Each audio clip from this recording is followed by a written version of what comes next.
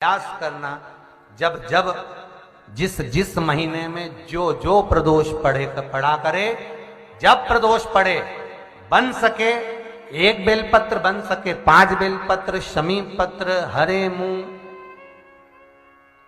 हरा मुंह बेलपत्र, एक कलश के अंदर थोड़ा सा पानी लेकर 1 बेलपत्र, हरा मूंग, शमी पत्र डालकर और उसमें थोड़ा सा गुड़ डालकर भगवान शिव का स्मरण कर कर प्रदोष काल में, मान लो कोई काम आपका बहुत जरूरी है, बहुत दिनों से आप थक गए हैं, नहीं हो रहा, कर्जा बढ़ रहा है, धन नहीं आ रहा, व्यापार नहीं चढ़ रहा, या कोई समस्या बहुत प्रबल है, कोई एग्जाम में बैठ रहे हो नहीं हो रहा, परीक्षा भी दे दी है, रिजल्ट आने ही वाला है, तो भी प्रदोष काल में, प्रदोष के समय वो जल, मूंग, शमी पत्र और बेलपत्र और गुड़ का शंकर के शिवलिंग को समर्पित करना प्रारंभ कर दो। 2 या 3 प्रदोष करोगे, बाबा आपकी मनोकामना शीघ्र पूर्ण कर देगा। हमारे यहाँ कहते हैं सोमवार की जो प्रदोष पड़ती है वो इच्छा पूर्ति करती है, मंगलवार की प्रदोष रोग से मुक्ति देती है, बुधवार की प्रदोष कामना की पूर्ति करती है, गुरुवार की प्रदोष शत्रुओं का नाश करती है, शुक्रवार की प्रदोष सुख और शांति देती है, शनिवार की प्रदोष संतान का सुख देती है, और रविवार की प्रदोष जो काम दुनिया में कोई नहीं कर सकता वो अचूक फल की प्राप्ति रविवार की प्रदोष करा देती है। पहले तो आप वो जल का पात्र वाला उपाय कर लो जो पहले बताया है, वो नहीं कर सकते तो कुंदकेश्वर का उपाय करिए। बेलपत्री 5 बेलपत्र आप 5 बेलपत्र बेलपत्री को ले सकते हैं और 5 बेलपत्र में पीला चंदन पूरी बेलपत्री पर लगा लें। पीला चंदन केवल 1 बेलपत्र ऐसी हो जिस बेलपत्री पर आप गाय का घी लगाएं। क्या लगाना है? गाय का घी। 5 बेलपत्र में से 2 बेलपत्र नीचे पीली चंदन वाली, बीच में गाय के घी वाली बेलपत्र, और उसके ऊपर वापस 2 बेलपत्र वही पीले चंदन की रख लें। महाराज, प्रदोष के दिन व्यापार वाली जगह पर या अपने घर में जहां रसोई घर हो या पूजन का स्थान हो, उस 5 बेलपत्र को एक कटोरी में, एक बाटकी में रख लें और एक घी का दिया उस बेलपत्र के सम्मुख में लगाएं। उस बेलपत्र को प्रदोष के दिन, प्रदोष काल में उठाएं और भगवान शंकर को अपनी कामना कर कर समर्पित कर कर आ जाएं। केवल 2 प्रदोष करिए कुंदकेश्वर महादेव के नाम से। लक्ष्मी मेरा भोलेनाथ देना प्रारंभ कर देगा, संपदा वो देगा, वैभव वो देगा। 2 प्रदोष कर कर देख लीजिए। वैसे करना चाहिए इसको 5 प्रदोष। कितने प्रदोष करना चाहिए? 5। पर आप 1 प्रदोष करेंगे, दूसरा प्रदोष करेंगे, अपने आप संपदा बढ़ना, वैभव बढ़ना, लक्ष्मी की आवक होना प्रारंभ हो जाए। एक व्यक्ति से पूछा, कर्पूर गौरम गाते हो और कपूर में आग लगाते हो, इसका क्या मतलब है? आपको मालूम हो तो बता दो। जी जी हो। तो कहे महाराज जी भोलेनाथ जी का है, वो कर्पूर गौरम करणाम तारम संसार सारम भुजगन सनम, ये शिव जी का है। तो कपूर में आग क्यों लगाई? तो कहे कपूर जैसे ही तो भगवान शंकर है, इसलिए कपूर, तो मतलब शंकर जी में आग लगा रहे। क्यों लगाई? पूरी जिंदगी कपूर में आग लगाते लगाते बीत गई, तो कपूर में आग क्यों लगाई जाती है? शिव महापुराण में लिखा, भगवान राम ने जब अश्वमेध यज्ञ किया, उसके पहले देवताओं ने जब यज्ञ किया, अश्वमेध यज्ञ का जो अश्व था, वो अश्व को कहाँ भेजा जाए, ये अश्व के चक्कर में फिर लड़ाई होगी। भगवान वशिष्ठ बाबा ने कहा, इस अश्व को कपूर का रूप देता हूँ और कपूर के रूप में अग्नि में इसको समाहित कर देता हूँ।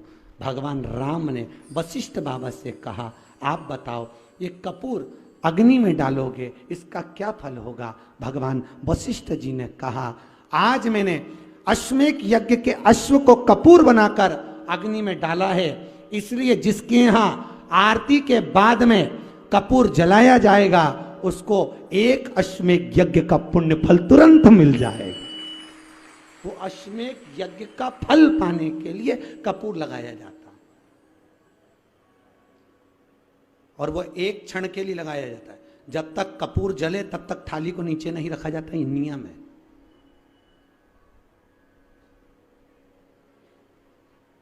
पर आज के जमाने में तो आरती चालू हो जब से कपूर लगा के बैठ जाओ, क्योंकि हवा इतनी चल रही है, कब बुझ जाए।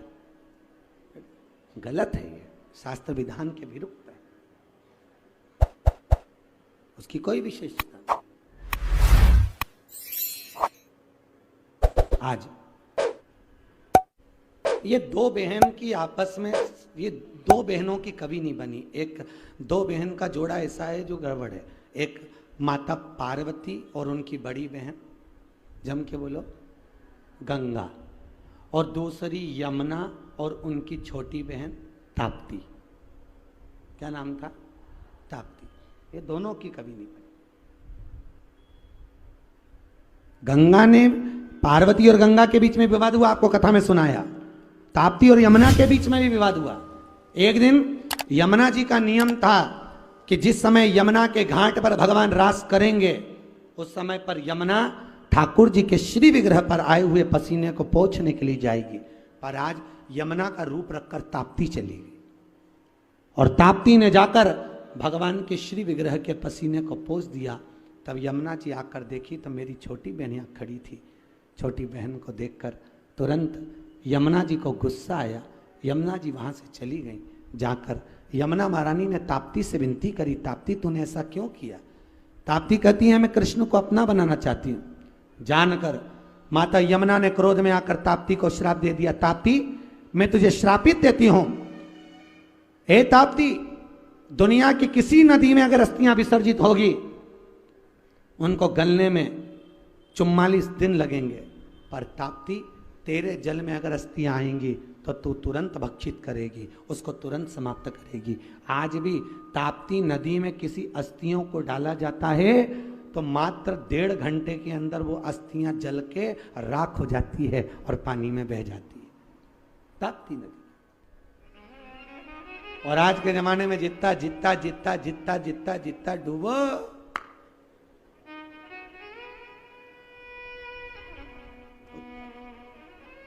क्यों? पहले के जमाने में वास्तु नहीं होता था दोष, पहले के जमाने में पितृदोष नहीं होता था। क्यों? क्योंकि घर की मां घर के परिंदे में से, मटके में से लोटा भरती थी, और घर का रसोई घर घर के बीच होता था। पूरे घर में परिंदा पितरों का स्थान होता था। वहां से पानी भरकर पूरे घर में से निकलकर शंकर जी को चढ़ाने जाती थी। तो उसी लोटे में परिंदे का पानी जाता था तो पितृदोष, और घर में से निकल के जाती थी तो वास्तु दोष। दोनों शंकर को समर्पित हो जाते थे, इसलिए दोनों दोष घर में नहीं होते। आज के जमाने में मंदिर का ही लोटा, मंदिर का ही पानी और मंदिर का ही सब।